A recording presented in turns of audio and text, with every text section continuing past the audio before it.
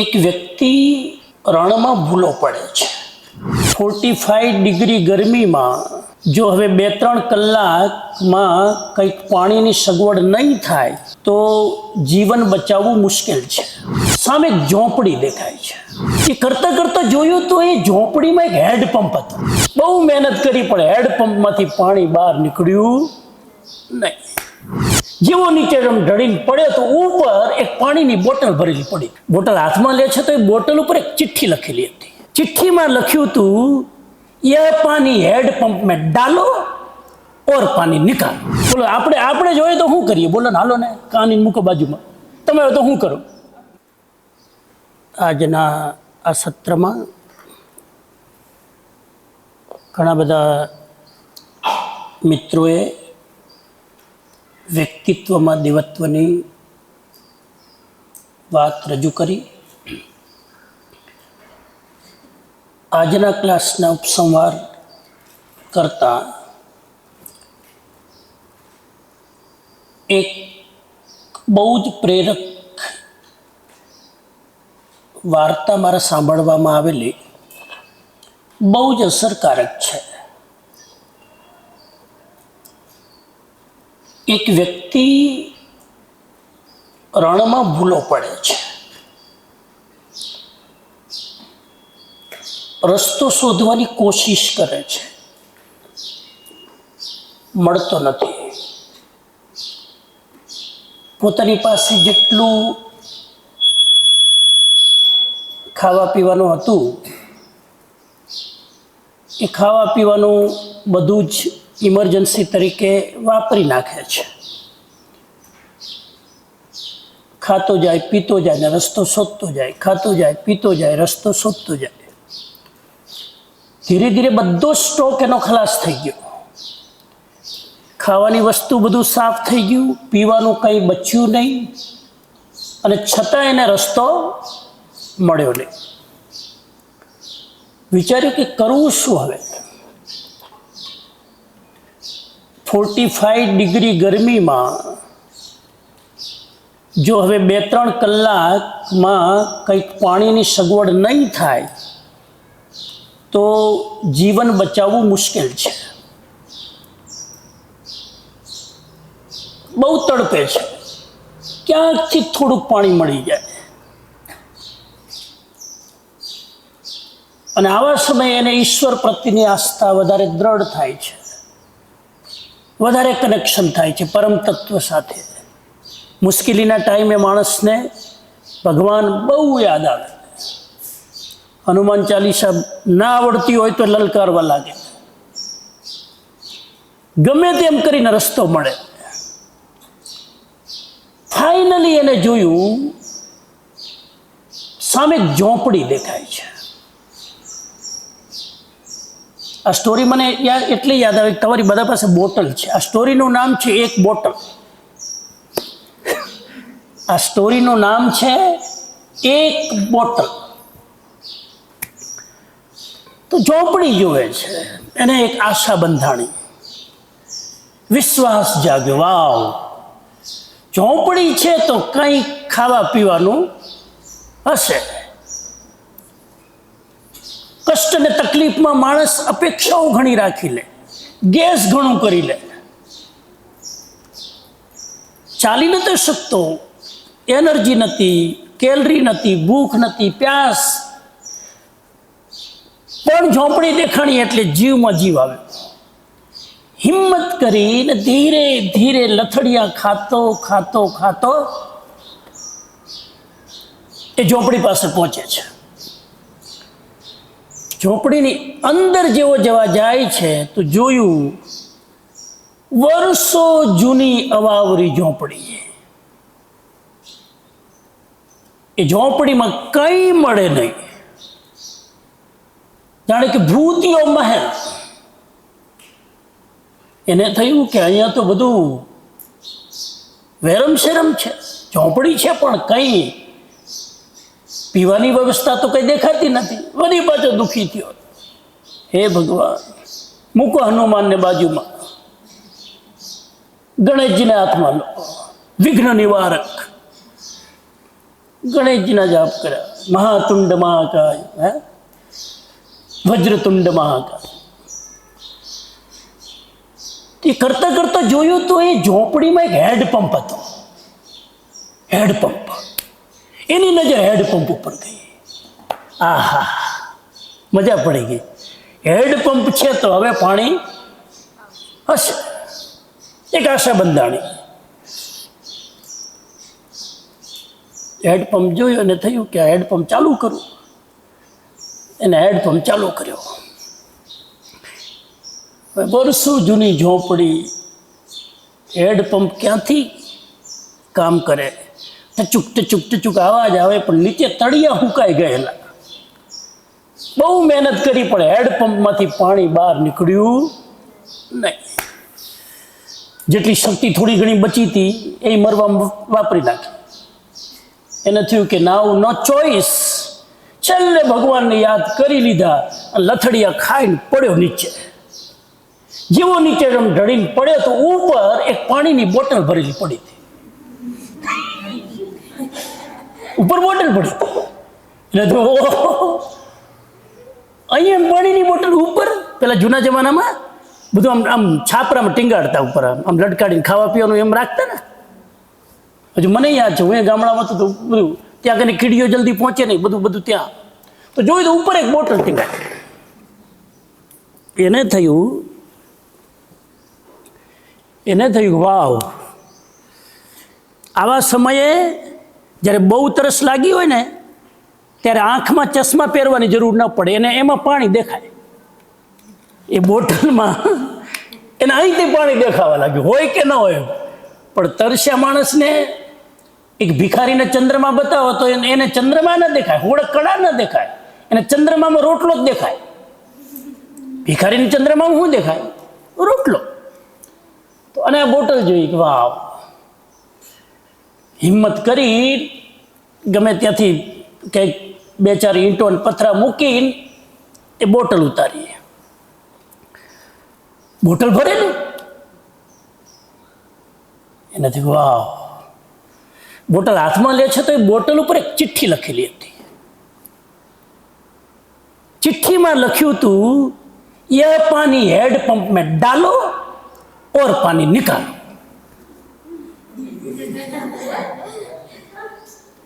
એને થયું કે આ સોદો કરવા જેવો નથી ભાઈઓ. એક તો માંડ માંડ બોટલ હાથમાં આવી છે, આટલો તરસ્યો, જો 2 મિનિટ આ પીસ નહીં તો ગયો, અને હેડપંપ ચાલુ કરવાની ત્રેવડ નથી હજુ, અને આ બોટલમાં લખેલું કે હેડ पंप में ये पानी डालो और पानी निकालो. બોટલ જોયા કરે, ઢાંકણું ખોલ્યું હિંમત કરીને કે આમાં નાખવાનો આવો રિસ્કી ધંધો કરાય નહીં. એને થયું કે પાણી પી જાઉં. આ એમાં નાખીશ, તળિયા હુકાઈ ગયા હશે, અંદર પાણી નહીં નીકળે તો પ્રોબ્લેમની વખતે નેગેટિવ વિચાર પહેલાં આવે કે પોઝિટિવ? નેગેટિવ. પાણી નહીં નીકળે તો મૂર્ખનો સરદાર કેવો ને કે પાણી હતું એ નાખી દીધું. બોલો આપણે જોઈએ તો શું કરીએ? બોલો ને, હાલો ને, કાની મૂકો બાજુમાં. તમે તો શું કરો? હે પી જાવ ને, કેમાં નાખો? નાખ્યા પછીની ગેરંટી નથી અંદર પાણી છે કે નહીં, તો પ્રયોગ કરો તો ખબર પડે. અડધું નાખો એનો મતલબ તમને આ વાક્ય ઉપર શ્રદ્ધા નથી. આ બોટલ કા પાनी उसमें डालो, इसमें लिखा नहीं आधा डालो. મંત્ર તો સિક્રેટ હોય, મંત્રને તમે ફેરવી ના શકો. આ મંત્ર વાક્ય છે, મંત્રને બદલી ના શકો. મેં કીધું હોય ઓમ શ્રીમ એમ નમોનો જાપ કરો અને તમે ઓમ એમ શ્રીમ નમઃ કરો તો ઊંધું થઈ જાય. સરસ્વતીને બદલે બીજા કોઈ રાક્ષસ આવીને તથાસ્તુ કરે. એટલે એ તમારા જેવા બહુ એ ભણેલો નતો માણસ. ઘણી જગ્યાએ બહુ ડિગ્રીઓ કામ ના આવે, કોમન સેન્સ કામ આવે, વિવેક કામ આવે, સમજદારી કામ આવે, સંસ્કાર કામ આવે, ધીરજ કામ આવે, ત્યાગ કામ આવે. અને આ વ્યક્તિ થોડોક સંસ્કારી હતો. ક્યાંક બચપનમાં સમણજીની શિબિરો ભરી હશે. સંસ્કાર તો ત્યાં જ આવે ને. શિબિર ભરી ત્યારે તો એને ટેન્શન લાગતું હતું, શિબિર ભરી ત્યારે તો એને સજા લાગતી હતી, શિબિર ભરી ત્યારે તો એમ નથી કે આ ભીમસિંહભાઈ નવરા નવરા શિબિરો જ રાખે, કંઈક હવે તો વેકેશન આપો, હવે ઘરે જઈએ અમે બીજું કંઈ કામ કરીએ. કેટલા બધા ફાઇલ આપણી પેન્ડિંગ છે. અને વિચાર્યું કે શું કરું, બોટલ પી જાઓ, નહીં તો પ્રાણ નહીં, હું તો મરી જઈશ, આ બોટલ તમે નાખી દઈશ, હું મરી જઈશ, પાણી પીવા રહેશે કોણ? પણ સંસ્કાર જાગ્યા કે કોઈ પણ વસ્તુ મેળવવી હોય તો એને ત્યાગ કરતા શીખો. આવું કોઈક વાક્ય સમણજીનું યાદ આવી ગયું. કોઈક વસ્તુ મેળવવી હોય તો એને આપો તો એ વસ્તુ મળે તમને. આ મારું એક વાક્ય છે જૂનું, હું હંમેશા ભીમસિંહભાઈ સાથે અમે ચર્ચા કરતા હોય તો કહેતા હોઈએ, આપણે જેટલું આપી શકીએ ને એનું અનેક ગણું આપણને મળે. આ વાક્ય એના મગજમાં બચપનમાં સાંભળેલું અત્યારે કષ્ટ અને રિસ્કી ટાઈમમાં યાદ આવ્યું. એને તો ટ્રાય તો કરવા દે, મરવાનું તો શું જ અમે, અને એક બોટલમાં ક્યાં મારું કલ્યાણ થવાનું છે, એટલે એને પ્રયોગ કર્યો. બોટલનું પાણી પંપમાં નાખ્યું, એમાં એને શ્રદ્ધા રાખી, વિશ્વાસ રાખ્યો. આમાં લખ્યું છે કોઈ બુઝુર્ગે તો કંઈક કારણ હશે.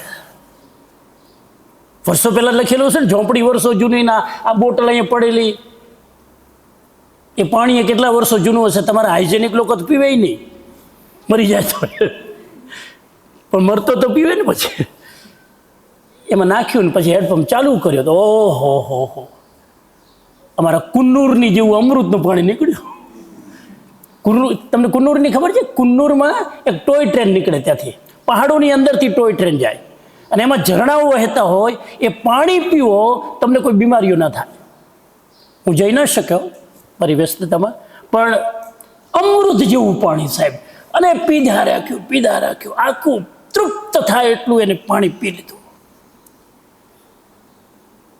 પાણી પી એની અંદર લખ્યું હતું ચિઠ્ઠીમાં, ये बोतल उसमें डालो, पानी पियो और फिर ये बोतल भर के वहीं रख देना. पाछू स्वार्थी माणस एम के હવે આપણે કામ પતીને ભાગો અહીંથી, फिर बोतल भर के वहीं रख देना. ये चिट्ठी में लिखा था. उसने बिल्कुल शतशः मंत्रनी જેમ એનું પાલન કર્યું. પાણી બોટલ નાખી અંદર, પાણી નીકળ્યું, પીધું, ફરી પાછી બોટલ ભરી અને જ્યાં હતી ત્યાં મૂકી દીધી. કામ થઈ ગયું. હાલતો થતો તો જંગલમાં, રેગિસ્તાનમાં, હવે ક્યાં જીપીએસ હતું એ જમાનામાં, ગૂગલ મેપ નહોતો. હવે જવું ક્યાં? તો ત્યાં કને કાચની બોટલ બીજી પડી હતી. સાંભળજો, બહુ જ ફિલોસોફિકલ સ્ટોરી છે આ. કાચની બોટલ પડી હતી. એ કાચની બોટલની અંદર એક વર્લ્ડનો મેપ હતો અને એક પેન્સિલ હતી, દુનિયાનો નકશો અને એક પેન્સિલ અંદર રાખેલા. એને થયું કે વાવ, એને ખોલી જોયું તો દુનિયાનો નકશો કાઢ્યો અને એમાં પોતે ક્યાં છે આખું સ્ટડી કર્યું, અને અહીંથી કેવી રીતે પાછું ગંતવ્ય સ્થળ ઉપર પહોંચવું એનું સ્ટડી કરી, પેન્સિલથી જે કંઈ નિશાન કરીને થોડા મુદ્દા યાદ રાખી પાછો નકશો એને વાળી બોટલમાં મૂકી દીધો. જેવો ત્યાંથી ઝોંપડીથી બહાર નીકળે છે, એક વિચાર આવે છે. શું આવે છે? બસ આ એક વિચારની કિંમત કરોડો રૂપિયા છે. જે માણસમાં દૈવત્વ હોય એને જ આવો વિચાર આવે, બાકીના ના.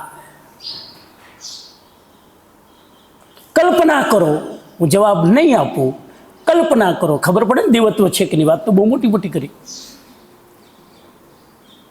બહાર નીકળે છે, ત્યાં વિચાર આવે છે અને ક્યાંક એને થાય છે કે હું ભૂલ કરું છું, કંઈક કરેક્શન કરીને પછી બહાર નીકળું. એ શું કરે છે? એ જગ્યાએ તમે હોય તો હવે શું કરો? પાણીની ઉપર બોટલ ટાંગી દીધી, નકશો મૂકી દીધો, જોઈ લીધો અને તમારા મંજિલ ઉપર નીકળી પડશો કે કંઈક વિશેષ છાપ મૂકીને જશો? મગજ ચલાવો.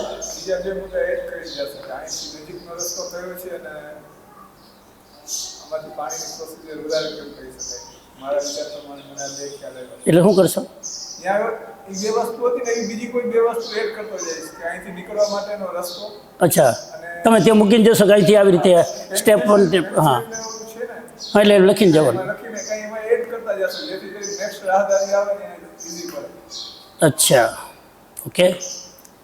પાણીની બોટલ તો એમાં લખી નાખે આ કરજો નકર કોઈ દેવત તો વિના આવતું હા, બરાબર. થોડાક તમે સત્યની નજીક પહોંચ્યા, બહુ સરસ, વેરી ગુડ. હજુ જરા ધક્કો મારો, ઉપર નહીં રાખે, કેમ કે તો નિરાશ થઈને પડે તો બોટલ દેખાય. નીચે જ રાખી દે એટલે એને આ તકલીફ નહીં ઉઠાવે, આવીને સીધું કામ ચાલુ. Very good, good idea. પછી શું કરશું? એને ખાલી નીચે એટલું જ એક બીજી ચિઠ્ઠી ચોંટાડી દીધી, એટલું જ લખ્યું, मेरे पर विश्वास करना, इस पंप के अंदर पानी है. बस. પેલા વ્યક્તિને કન્ફર્મ નહોતું અંદર પાણી છે કે નહીં. હવે બીજો વ્યક્તિ આવે તમારા જેવો શંકાશીલ, તમારામાંથી કોણ મને ખબર નથી, બીજો વ્યક્તિ આવે શંકાશીલ, આને તો શ્રદ્ધા હતી, એને તો શિબિર ભરી હતી મારી, એને તો સંસ્કાર હતા કે બોટલ નાખી, બીજો વ્યક્તિ આવે એને તો ખબર નથી ને. એટલે આ વ્યક્તિના અનુભવથી એને લખી નાખ્યું, મેરા યકીન કીજીએગા इसके अंदर पानी है. એને એક નવી છાપ છોડીને, એક નવું કન્ટ્રીબ્યુશન કરીને એ ત્યાંથી રવાના થાય છે. આખી એ સ્ટોરી બહુ જ રોચક છે. એનો સાર શું છે હવે સાંભળી લો. આ એક સ્ટોરીની અંદર દેવત્વના બધા જ ગુણો આવી જાય છે. એટલે મને સ્ટોરી યાદ આવી. હું તમને સાર એનો જરાક ઈશારો કરી દઉં. પહેલો સાર આ સ્ટોરીનો એ છે, ટાઈમ નથી નહીં તો તમને પૂછત પાછો, પણ કેલરી પાછી લેવી પડશે ને થોડીક. પહેલો સાર એ છે કે વિશ્વાસ, ધૈર્ય અને ત્યાગ એ આ ત્રણ વસ્તુ જો હોય તો કોઈ પણ જીવનની કઠિનાઈ પાર પાડી શકો છો. નંબર 1, વિશ્વાસ, ધૈર્ય અને ત્યાગ. આ વ્યક્તિમાં શું હતું? આ 3 ગુણ હતા કે નહીં? એને વિશ્વાસ હતો પેલા વાક્ય ઉપર, એને ધીરજ રાખી, ઉતાવળ ન કરી પાણી પીવાની, અને ત્યાગ કર્યો. એને 1 બોટલ પાણી છોડ્યું તો 10 બોટલ અમૃતરૂપી પાણી પ્રાપ્ત થયું. આ પહેલો સંદેશ. બીજો સંદેશ છે, આ દેવત્વના 3 લક્ષણ છે: વિશ્વાસ, ધૈર્ય અને ત્યાગ. આ 3 જણામાં ગુણ હોય, સમજી લેવાનું એનામાં દેવત્વ છે. નંબર 2, ઉમ્મીદ કભી ન છોડે, ભરોસો ક્યારેય ન છોડો.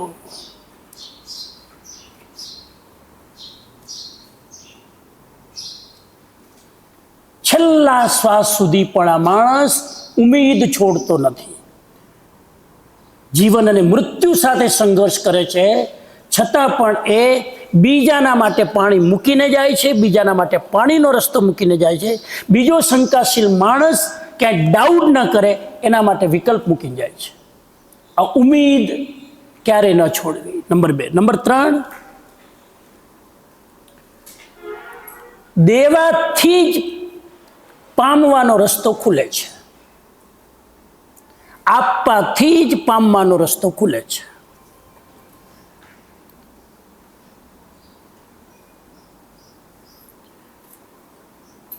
જે પામવા માટે આપી શકે એનામાં દેવત્વ. જે આપ્યા વગર, ઘસ્યા વગર, પોતાની જાતને ઘસ્યા વગર જે માત્ર લેવાની અપેક્ષા રાખે એનામાં દેવત્વ નથી. નંબર 4,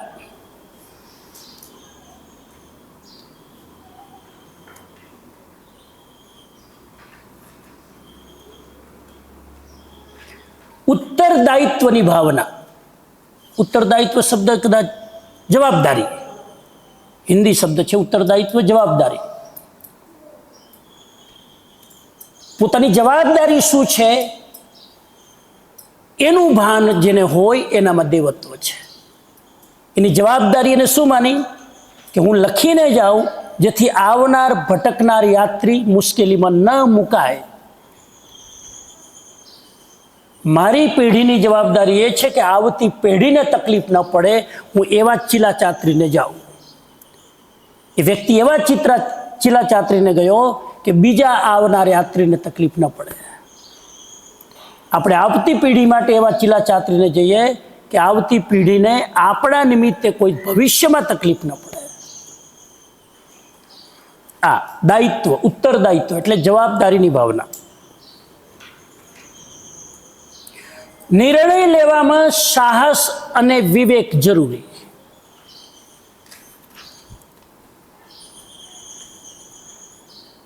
એને નિર્ણય લીધો, સાહસ હતું એટલે પાણી અંદર નાખ્યું. સાહસ ન હોત તો પાણી પી જાત અને હાલતો થાત. આવતી પેઢીઓ ભલે ભૂખે મરે ને તરસી મરે. એનામાં સાહસ હતું, એનામાં વિવેક હતો. વિવેક એ હતો કે આવતી પેઢી માટે હું લખીને જાઉં કે અહીંયા પાણી છે એટલે એ હેરાન ન થાય. આ સાહસ અને વિવેક. પોતાનો નિર્ણય લેવામાં સાહસ, બીજાના માટે રસ્તો બનાવવા માટે વિવેક એને વાપર્યો. અને છેલ્લો મેસેજ, જે પોતાના માટે વિચારે છે ત્યાં રસ્તો બંધ થઈ જાય છે, જે બીજાના માટે વિચારે છે ત્યાં રસ્તો ખુલ્લો થાય છે. જે પોતાના માટે વિચારે છે એનામાં દેવત્વ નથી હોતું, જે બીજાના માટે વિચારે છે એનામાં દેવત્વ હોય છે. આ વ્યક્તિએ બીજાના માટે વિચાર્યું, અધરવાઇઝ એ બોટલ પીને પોતાનું કામ કરી લો, પહોંચી જાત ઘરે. પણ એને એમાં નાખ્યું પાણી, કન્ફર્મ થયું કે પાણી છે. આવતી અનેક પેઢીઓ જે ભટકતી હશે એ અહીંથી પાણી પી અને પોતાનું જીવન બચાવશે. આ મેસેજ છે. આની અંદર બીજા ઘણા બધા મેસેજ છે. હેડપંપ એટલે શું, પાણી એટલે શું. હેડપંપ અહીંયા આખી લાઈફ સાથે એની તુલના કરવાની છે. પાણી એ જીવનનું પ્રતીક છે. Water is life. પાણી ના હોય તો જીવન ના હોય. એટલે અહીંયા પાણીને જીવનની સાથે તુલના કરો. એ બધું આખું તમારે જરાક હોમવર્ક કરવું પડશે. આપણે આ સ્ટોરીને હજુ કદાચ ટાઈમ મળશે તો ખોલશું. સ્ટોરી બહુ ટાઈમ માંગે છે આ, પણ મને બહુ ગમી ગયેલી. મને આવી 10-20 સ્ટોરી જે ગમે ને એમાંની આ સ્ટોરી તાજી છે મારી. મેં પહેલી જ વાર સંભળાવી છે, પહેલી જ વાર મને વાંચવા મળી. ખૂબ જ પ્રેરક છે આપણા માટે. તો આ સ્ટોરીની અંદર દેવત્વના લક્ષણો બધા ઝલકે છે. અમે વાત કરી હમણાં પાર્થભાઈએ કે ભાઈ બાળક કેન્દ્રમાં છે, તો આ સ્ટોરી એમ કહે છે કે આવતું જનરેશન કેન્દ્રમાં છે, આવતી પેઢી કેન્દ્રમાં છે. આપણે આવતા જનરેશન માટે, આવતી પેઢી માટે એક ચીલો ચાતરીને જઈએ, એના માટે આ એક રસ્તો એને ઓપન અપ કર્યો. અને જે કોઈ વ્યક્તિ હશે, આ સ્ટોરીમાં જેટલી કલ્પના કરો એટલા ઊંડા ઉતરાય. વર્ષો જૂનું એ રેગિસ્તાનમાં ક્યાં ઝોંપડી કોને બનાવી હશે, કલ્પના કરો. એ ઝોંપડીમાં હેડપંપ અંદર, હેડપંપ જનરલી ઝોંપડીમાં હોય. આ કલ્પના તમે જુઓ કે ઝોંપડીની અંદર હેડપંપ કોણે ક્રિએશન કર્યું હશે. અને ખબર હતી કોઈક પેઢીને કે વર્ષો પછી આ નીચે તળિયા સુકાઈ જવાના છે, એને વ્યવસ્થા ગોઠવી, ઉપર પાણીની બોટલ મૂકીને ગયા. રસ્તો ભૂલો ન પડે, નકશો મૂકીને ગયા. આ દૂરદ્રષ્ટિતા જેનામાં હોય એ દેવત્વ પ્રગટ કરી શકે. એક બીજી વાત ક્લિયર કરીને બ્રેક લઈએ. વ્યક્તિત્વ અને દેવત્વ, મેં એક પ્રશ્ન વચ્ચે મારા ભૂમિકામાં કર્યો હતો. વ્યક્તિત્વ અને દેવત્વમાં ફરક શું? વ્યક્તિત્વ બહાર હોય, દેવત્વ અંદર હોય. દેવત્વમાંથી જ વ્યક્તિત્વ બને. દેવત્વ ન હોય તો વ્યક્તિત્વ તમારું નિખરે નહીં. દેવત્વના ગુણો ન હોય તો એ વ્યક્તિત્વમાં રિફ્લેક્ટ થાય નહીં. અંદર જ જો કંઈ ન હોય તો બહાર તમે ગમે એટલા સારા કપડાં પહેરો, ગમે એટલા સજી જજીને રહો, એ આવરણની અંદર વ્યક્તિત્વ તમારું નિખરતું નથી. સાદા ડ્રેસમાં પણ તમે તમારી ઇમેજ બનાવી શકો છો અને જીન્સમાં પણ તમે તમારી ઇમેજ બરબાદ કરી શકો છો. પાર્થભાઈએ વાત કરી કે આપણો ડ્રેસ જોઈને કોઈ આપણને રિસ્પેક્ટથી બોલાવે, આ તમારી સાદગી, किसी शायर ने अच्छा कहा है, सादगी श्रृंगार हो गई आईनों की हार हो गई. જ્યાં સાદગી પોતે શૃંગાર બની જાય ત્યાં બધા જ દર્પણો હારી જાય છે. તો એવી સાદગી ભર્યું વાતાવરણ આ સંસ્થામાં આપણે તો વર્ષોથી જોઈ રહ્યા છીએ. જે રીતે બાળકો અભ્યાસ કરે છે, જે રીતે હું હંમેશા વારંવાર કહું છું કે વી આર સો ફોર્ચ્યુનેટ, આપણે ભાગ્યશાળી છીએ કે આ સંસ્થામાં આપણને કામ કરવાનો મોકો મળ્યો છે. ભાગ્યશાળી ન હોય તો આવી પવિત્ર જગ્યાએ કોઈ માણસ જાજુ ટકે જ નહીં. 1-2 વર્ષમાં તો રિઝાઇન લેવું જ પડે, 1-2 વર્ષમાં તો રાજીનામું મૂકીને જવું જ પડે, ટકે જ નહીં સાહેબ. દેવત્વ હોય ને તો ભીમસિંહભાઈના નિયમોમાં ટકી શકે. હું તો એમ કહું, અહીંયા ટકી રહ્યું ને 5 વર્ષ એટલે તમારા દેવત્વ આવી ગયું, સમજી લેવાનું. આપણે એવું કહીએ કે હવે નિયમ બનાવી દઈએ, 5 વર્ષ ટકી રહે ને એનામાં દેવત્વ છે, આપણે સર્ટિફિકેટ આપી દઈએ. કેમ કે આ નિયમમાં ટકવું આજના સમયમાં આખો પ્રવાહ ઊંધો ચાલી રહ્યો છે. મોબાઈલ ફોન વગર આખો દિવસ વેકેશનના મૂડમાં મોબાઈલ ફોન વગર રહેવું, નનું નચ કર્યા વગર, હું કે ચું કર્યા વગર, આ તમારું સમર્પણ છે, આ તમારી સરેન્ડરશીપ છે, આ તમારી નિયામક કે ટ્રસ્ટીઓ પ્રત્યેની તમારી નિષ્ઠા છે કે આવા નિર્ણયો વચ્ચે તમને ક્વેશ્ચન માર્ક થતું નથી. આ દેવત્વ છે અને આ દેવત્વ હશે તો જ તમે અહીંયા લાંબુ ટકી શકશો. લાંબુ ટકવું કે ટૂંકું ટકવું ઇમ્પોર્ટન્ટ નથી, પણ અહીંયા રહીને તમે જે ઘડતર કરશો ને એ આખી જિંદગી તમને કામ આવશે. એવો મારો ટૂંકો અનુભવ હું તમને કહું તો એક વાક્યમાં કહી શકું કે અહીંથી ગયા પછી તમે ગમે ત્યાં જશો, કોઈ માણસ સ્થાયી તો છે જ નહીં, કોઈ માણસ પરમેનન્ટ નથી. ઘણીવાર સંજોગોના કારણે જવું પડે, ઘણીવાર પરિસ્થિતિઓના કારણે જવું પડે, ઘણીવાર મનસ્થિતિના કારણે જવું પડે. જવાના ઘણા બધા રીઝન હોય. કોઈ અહીંથી નારાજ છે એટલે જ જાય છે એવું નથી. There are so many reasons.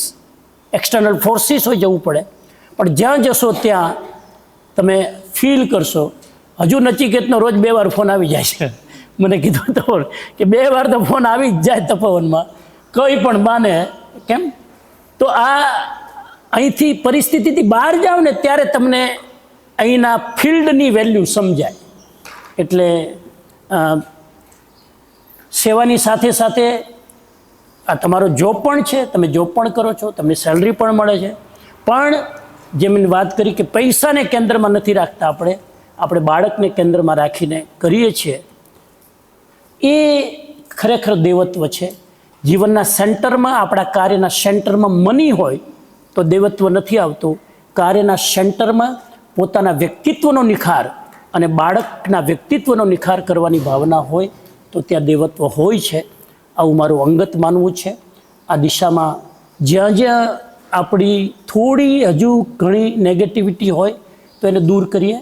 એક વસ્તુ ચોક્કસ કહીશ, દિમાગમાં ચાલતી જરા જેટલી નેગેટિવિટી દેવત્વમાં પંક્ચર પાડે છે.